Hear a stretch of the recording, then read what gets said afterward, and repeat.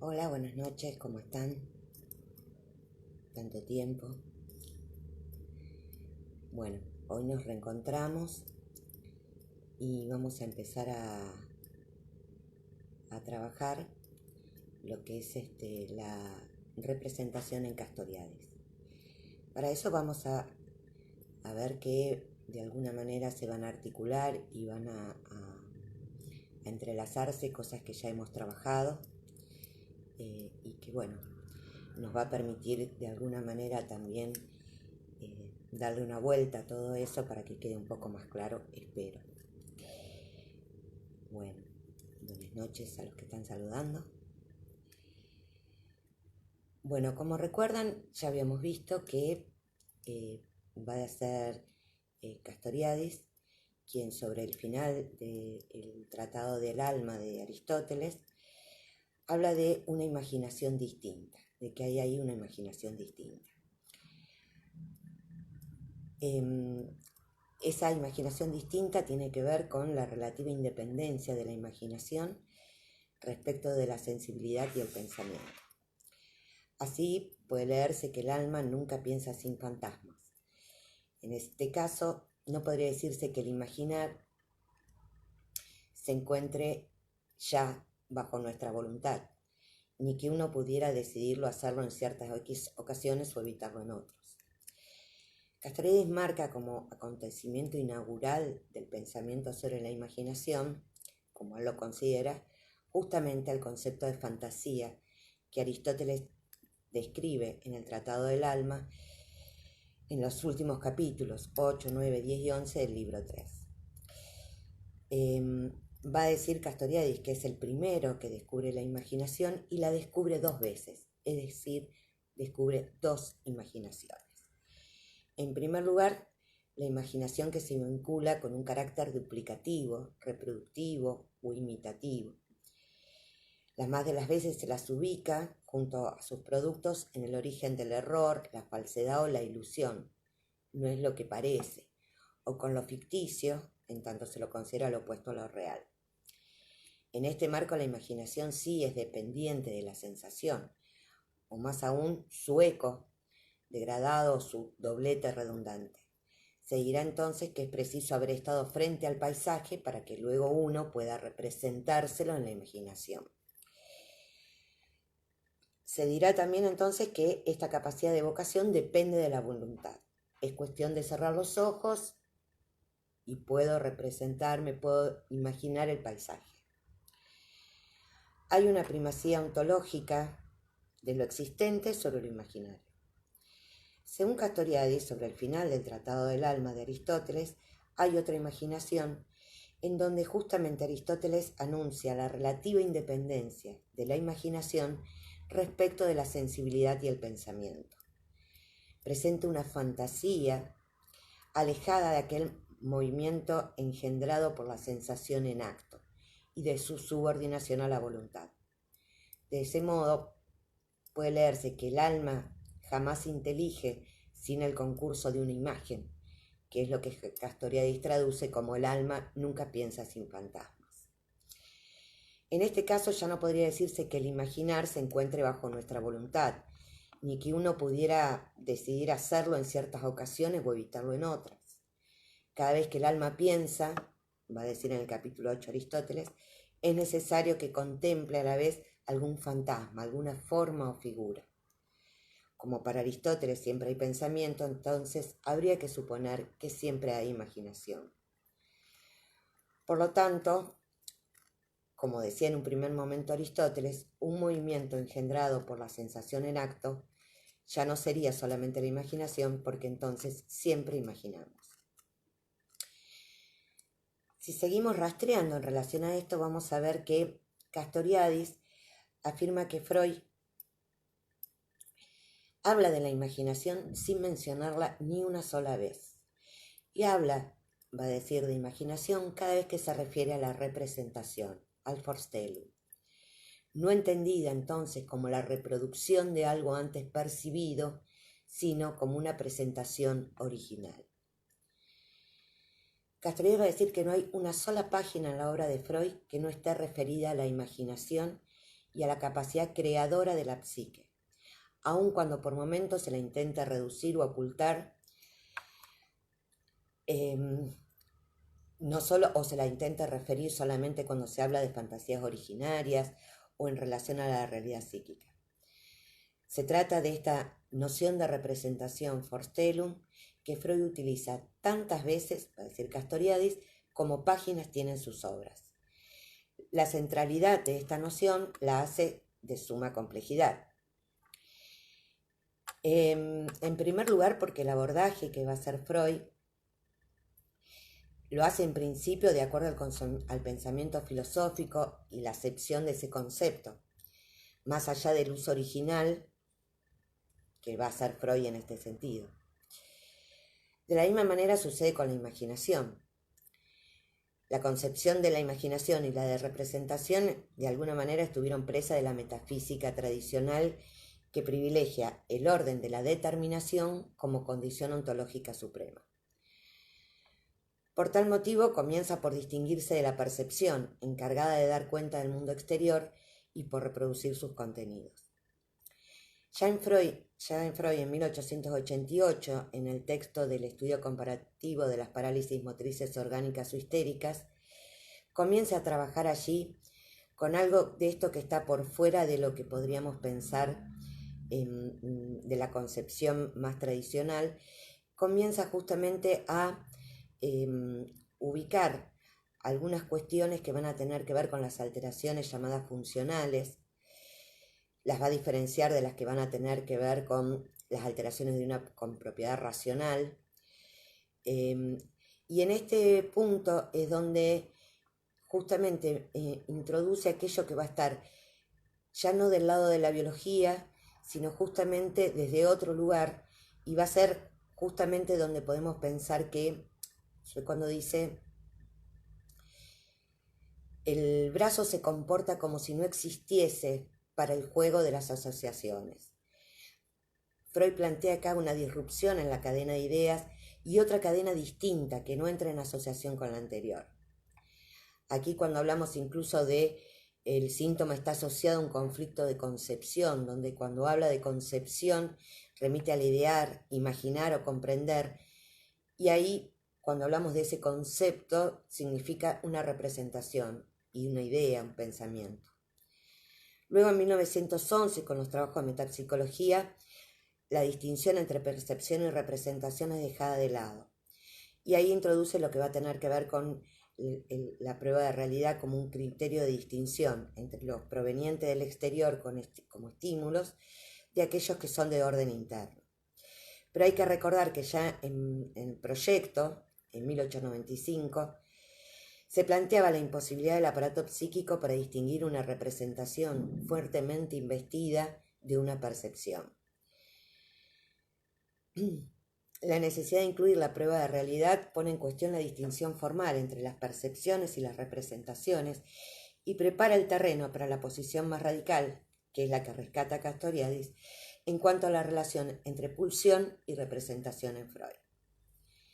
Esa relación ustedes la van a ver en Pulsión y Destinos de Pulsión, fundamentalmente en los prácticos. Pero bueno, volviendo a lo de Castoriadis, podemos pensar que el núcleo del pasaje del orden corporal al anímico se juega en esta relación de representancia y representación, en la que Castoriadis hace intervenir a la imaginación. Esta debe crear una representación, Forstelum, con carácter psíquico, para que la pulsión corporal tenga lugar en la vida anímica. La idea de creación debe ser tomada en su justa medida. En Freud está claro que la psique debe poder formar una representación, pues ella es representación. Lo cierto es que en la relación de delegación entre pulsión y representación, esta última no tiene ningún modelo, nada que cumpla un papel de objeto con respecto a su imagen. La representación, Forstelum, tiene un referente que paradójicamente no tiene forma ni contenido, condenada al mutismo ya que es energía y empuje. No tiene de hecho cualidad alguna. Nos hallamos ante una concepción de la representación, y en esto es revolucionario el pensamiento de Freud, sin ninguna referencia a lo representado. Entonces, si la pulsión no tiene nada que la representación pueda copiar más o menos fielmente, según la definición clásica que había de representación, de dónde salen esos elementos y de qué manera son organizados. La psique, en tanto imaginación, tiene la capacidad de hacer surgir una representación, una forma, una imagen, a partir de una nada de representación, es decir, ex nihilo, a partir de nada. La representación podría ser pensada, al fin de cuentas, como una presentación o posición original, como la colocación de una figura, es decir, la cualificación y puesta en forma de la pulsión que no tiene cualidad a la psique como modo de acceso a ella y como condición necesaria para su satisfacción. La pulsión es representada en la psique por medio de su presentación como forma, una forma que es creada en su lugar, que es lo que ya decía Aristóteles, y así la relación entre emoción pulsionar y sus representantes psíquicos es indeterminada. No hay una representación canónica para la pulsión que sea siempre la misma. Allí es donde se encuentra el trabajo creador de la imaginación. La psique entonces nada tiene que ver con una topología o con un álgebra, sino con la lógica de los magmas. Hay tanto repetición como creación. Para la psique no existe nada que no sea representación, entendido como un camino asociativo elucidable, no determinable y figurativo. En primer lugar, porque no hay impresiones. Lo que se llama impresión es un artefacto psicológico y filosófico. En algunos casos hay percepciones, es decir, representación de objetos exteriores más o menos independientes. Y digo que en algunos casos hay percepciones porque hay un privilegio de la percepción en toda la filosofía heredada, y esa percepción posee un componente sensorial sensible, pero también es una creación de la imaginación. Es decir, no se trata de una sensibilidad que haga emerger a partir de una X. Castoriadis va a decir que lo único que nosotros tenemos con el mundo exterior es un choque, una X, una tos, va a decir. Algo que no está o que no es en el sentido físico del término, si tomamos la palabra real en el sentido de las ciencias físicas. Por ejemplo, la sensorialidad hace emerger colores, sonidos, olores, pero en el mundo físico no hay colores, hay ondas electromagnéticas, no hay sonidos, sino ondas sonoras en el aire, y evidentemente no hay olores, sino una especie de moléculas que excitan nuestro aparato afectivo. Lo que podemos llamar esa cualidad sensible, o en todo caso la famosa cualidad secundaria en la filosofía, es una creación de los sentidos, de la imaginación en su manifestación más elemental, que le da una forma específica a algo que en sí no tiene relación con esa forma. Entonces, nunca tenemos que vernosla con las impresiones, pero cuando se trata del mundo exterior, sí con las percepciones, y estas no son sino una clase de representaciones. Es imposible constituir una representación perceptual, no importa cuál sea, por la simple yuxtaposición de datos sensoriales actuales o del pasado, porque una representación, por extraña que sea, siempre posee una unidad y una organización. Incluso uno puede pensar en algo que uno puede imaginar, ver en los sueños, una representación que crea mi imaginación durante el sueño, que tiene una unidad y una organización que no aparece como una multiplicidad amorfa. En el ser humano no tenemos que vernos solamente con las representaciones perceptivas, sino también en una independencia relativa y muchas veces absoluta con respecto a la percepción, con un interior. Aquí es donde nos separamos de los animales, sobre todo porque no sabemos nada de ese interior en los animales. Sí en el humano, y podemos decir que hay un flujo perpetuo, verdaderamente heraclitiano, de representaciones vinculadas con afectos y deseos, que son en realidad indisociables. Las representaciones, afectos y deseos esencialmente cuando se trata de lo inconsciente, pero incluso muchas veces también de lo consciente, emergen de una manera absolutamente espontánea. Son creaciones de esta potencia de formaciones y de su modo de ser en sí. De acuerdo a lo que sabemos, ese flujo, esa corriente de representaciones, afectos y deseos es absolutamente circular para cada ser humano singular.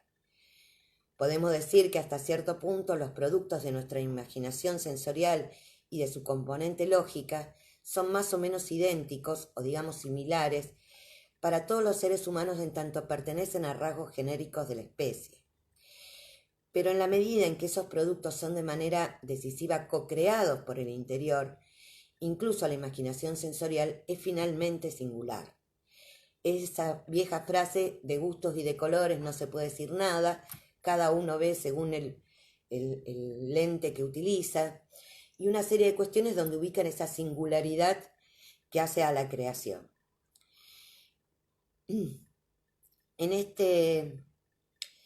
Entonces, se puede decir que en su aspecto perceptual dirigido hacia el exterior, la imaginación radical crea un mundo propio, genérico, para el ser humano singular.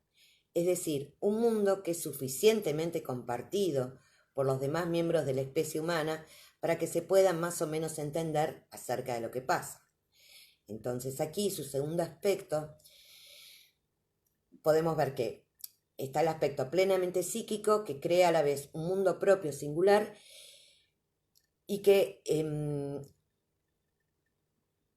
permite un distanciamiento con respecto al mundo simplemente considerado como dato y en segundo lugar un posicionamiento en relación a ese mundo. Quiero decir que por tener un interior relativamente distinto de lo que llamamos el mundo exterior y porque ese mundo exterior puede ser hasta cierto punto puesto a distancia, podemos tener una actitud activa y no solamente refleja con relación a aquel. De modo que la representación, el afecto y el deseo son a la vez principio de formación de nuestro propio mundo y principio de distanciamiento relativo y de acción sobre el mundo exterior. Pero bueno, hablábamos antes de esa organización lógica también creada por la imaginación. Esta organización lógica se apoya sobre lo que tiene que ver con lo que habíamos estado trabajando. Cuando digo que del exterior tengo una X, un choque, no entiendo solamente que haya ondas electromagnéticas que nos hagan ver colores y ondas sonoras que nos hacen escuchar sonidos. Entiendo que detrás de los colores están las ondas electromagnéticas y detrás de estas ondas electromagnéticas hay, sin lugar a duda, otra cosa. Pero todo lo que está por una necesidad ontológica debe contener una dimensión lógica en el sentido más amplio, es decir, una dimensión conjuntista identitaria. No se agota en esta dimensión, pero debe contenerla. Si no la contuviese sería absolutamente indeterminado y entonces inexistente para nosotros, porque no podemos los humanos concebir ni imaginar como algo absolutamente indeterminado. Es un poco lo que habíamos visto a principio del año cuando hablábamos de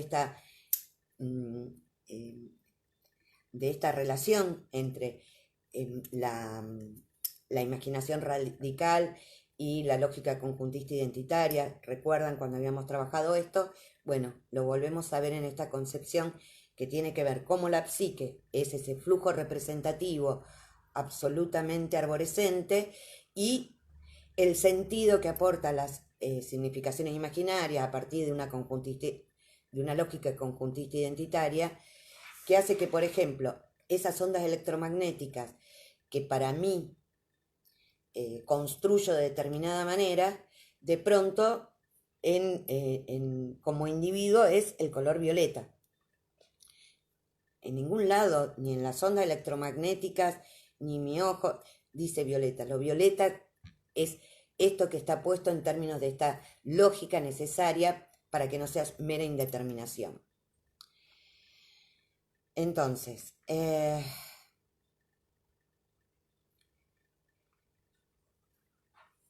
tenemos este lado objetivo de la cuestión, pero hay también un lado subjetivo y que los seres vivos no podrían existir si no hubieran desarrollado como constituyente de su mundo propio un aparato o dispositivo lógico capaz, de una manera u otra, de hacer con la dimensión lógica del mundo. Pero a su vez, porque somos locos, patológicos, en tanto que poseídos por una imaginación, que podemos poner distancia a nuestro propio funcionamiento, imaginarlo como un objeto y reflexionar sobre él. Investimos un objeto que no tiene ninguna significación biológica, que no es objeto de una pulsión y que sí nos procura placer. Ciertamente no se trata de un placer de órgano. Incluso si podemos hablar, es porque la imaginación psíquica nos provee ese formidable mecanismo de quid pro quo, ver una cosa en lugar de otra, que es la presuposición de todo simbolismo, y por lo tanto también del lenguaje. Cuando ustedes me escuchan hablar, tienen la capacidad de ver, escuchar, entender, con suerte, espero, y es allí donde hay sonidos que ustedes captan palabras, y allí donde hay palabras, ustedes captan otra cosa, captan sentido. Es la creación por el imaginario social de las instituciones en general y particularmente del lenguaje, lo que hace lo que en filosofía llamamos el entendimiento y la razón, y que son instituidos socialmente, incluso si esa institución debe también apuntalarse en capacidades y posibilidades intrínsecas de la psiquis humana, que es lo que habíamos visto en relación a ese que hace a las significaciones imaginarias sociales. Bueno, volvíamos a esto de que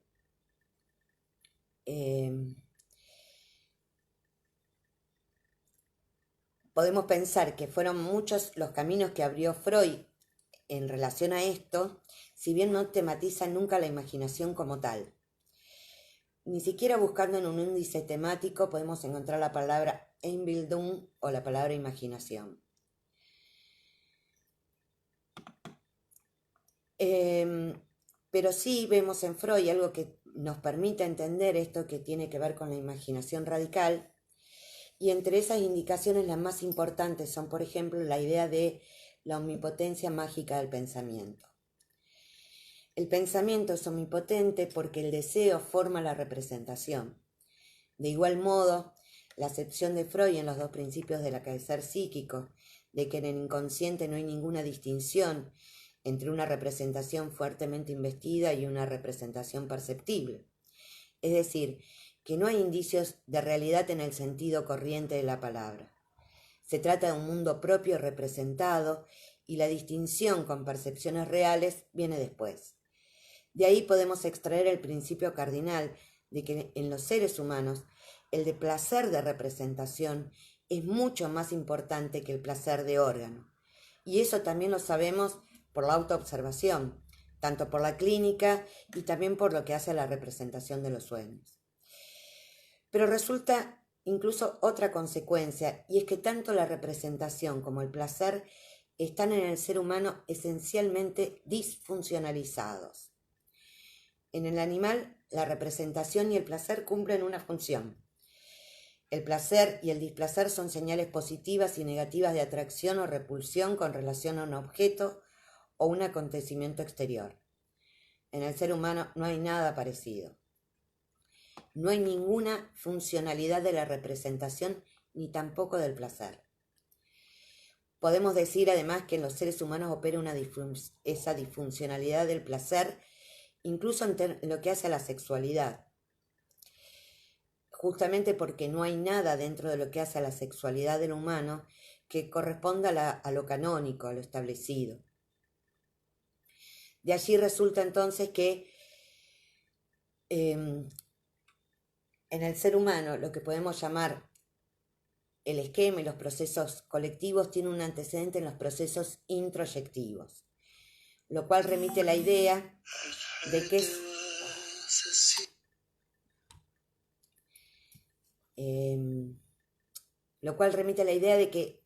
es el mundo propio lo que en primer lugar importa, y que porque hay un mundo propio es que puede haber un mundo. Sin estos procesos introyectivos no puede haber socialización, en tanto esta es la introyección de las significaciones dadas.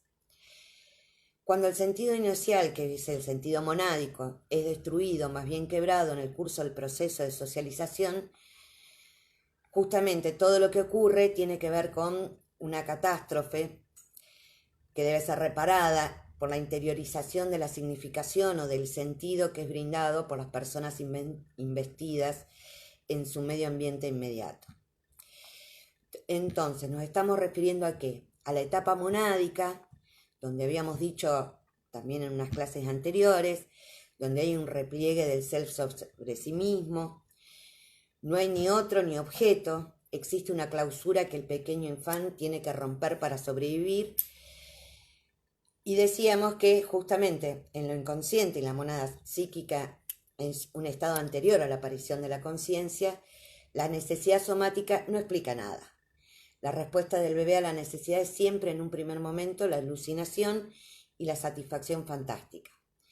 Es decir, responde con productos de la imaginación radical, una imaginación tan desbocada, poderosa,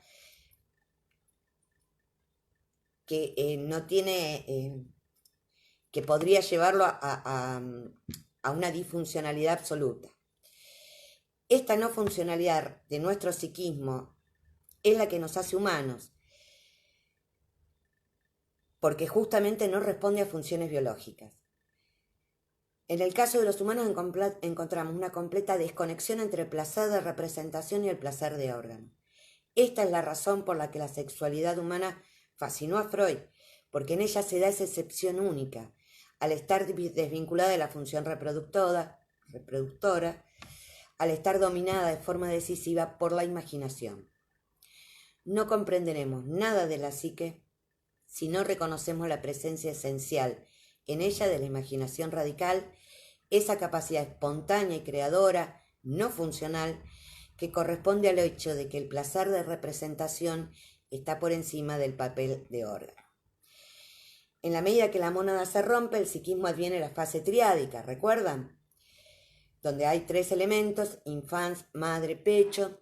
La omnipotencia de la mónada es proyectada en la madre, se establece la represión, el segundo trabajo que la socialización impone a la psique y el proceso primario. Los objetos aparecen como parciales, lo malo es proyectado afuera para preservar lo bueno, y no puede hablarse de instauración de principio de realidad, ya que la realidad para el infante es la que designa la madre. De la alucinación se pasa a la fantasía y se produce la diferenciación de las representaciones, los deseos y los afectos. La imaginación radical es en el proceso de socialización incorporará la cis y a partir de la sublimación. La sublimación como la posibilidad que tiene la psique humana de satisfacerse no solo con representaciones, sino con representaciones socialmente valoradas. ¿Se acuerdan que también lo vimos? La sublimación es la investidura afectiva de objetos que son públicas y socialmente valorados. Es el proceso de socialización de la mano de la sublimación que nos remite a la fabricación social del individuo. Bien, todo esto, lo correlativo a esta socialización de la psique, es la estratificación del psiquismo. Estos estratos del psiquismo forman parte de un magma de representaciones, deseos y afectos. La madre omnipotente, la del complejo de Edipo, coexisten para la psique y remiten unas a otras. Es la representación de madre en tanto magma. Esto hace que, siendo el mismo objeto, su significación cambie. Esto es lo que habitualmente no se percibe, esa naturaleza magmática de las representaciones que permiten los cambios en el objeto. Entonces, para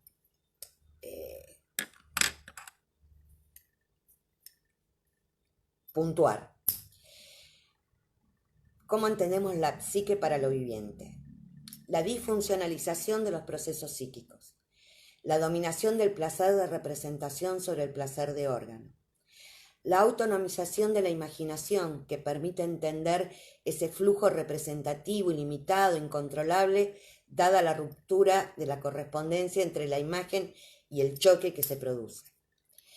La autonomización del afecto además hace de la cuestión de cómo se modalizan esas representaciones. Es lo que lo hace vibrar. Y ahí tiene que ver la relativa independencia entre representación y afecto. Se puede pensar desde cómo entenderlo. Estoy deprimido porque veo todo negro o veo todo negro porque estoy deprimido. ¿Dónde está ahí el juego entre el afecto y la representación? Va a ser la intención, el deseo lo que encadena las representaciones, pero son también las que la intención y el deseo las que despiertan a las representaciones, y estas las que despiertan, activan o inhiben a las intenciones. El otro punto es la estratificación de la psique, que dijimos al final, porque vemos una psique que está caracterizada por una multiplicidad de instancias, y cada una de ellas, esta estratificación hace la disfuncionalización. ¿Por qué? Porque hace los conflictos intrapsíquicos. Estos conflictos intrapsíquicos que hablan de esta estratificación de la psique son de esencia y construyen esta singularidad de la historia. Justamente esto es lo que nos hace pensar en la importancia de la genealogía en donde se apoya Castoriadis. Y es a partir de eso que puede entender al psicoanálisis como una praxis. Los fines del análisis están implícitos en sus medios. La asociación libre, que permite esto de la liberación de la imaginación radical, a partir de un laberíntico recorrido histórico transferencial y a partir de estos estratos de la psique, que se permite justamente lo que hace la autoalteración del analizando.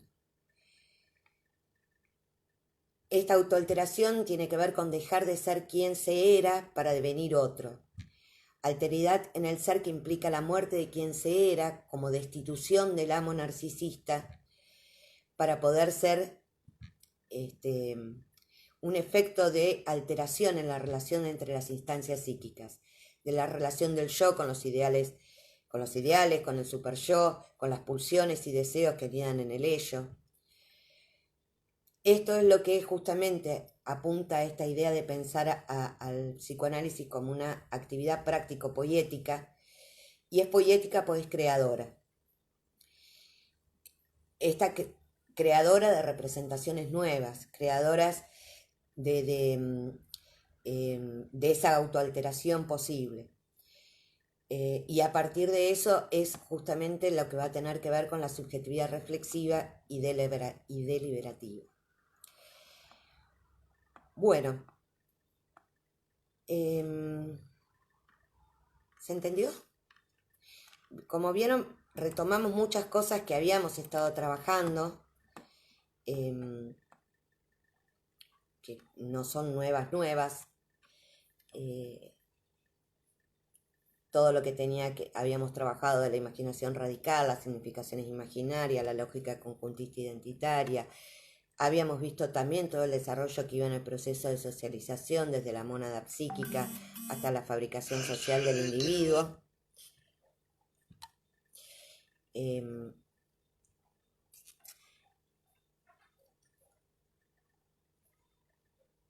No sé si se entendió, ¿no se entendió? ¿Alguna pregunta, duda?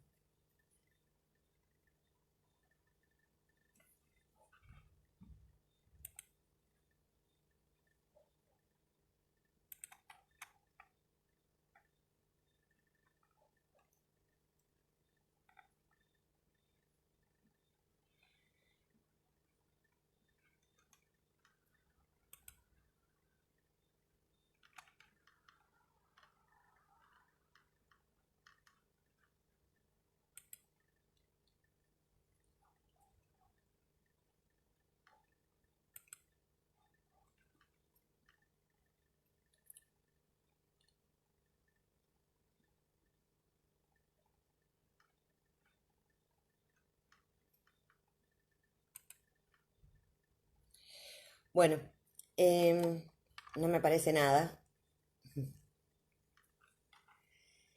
Si les parece,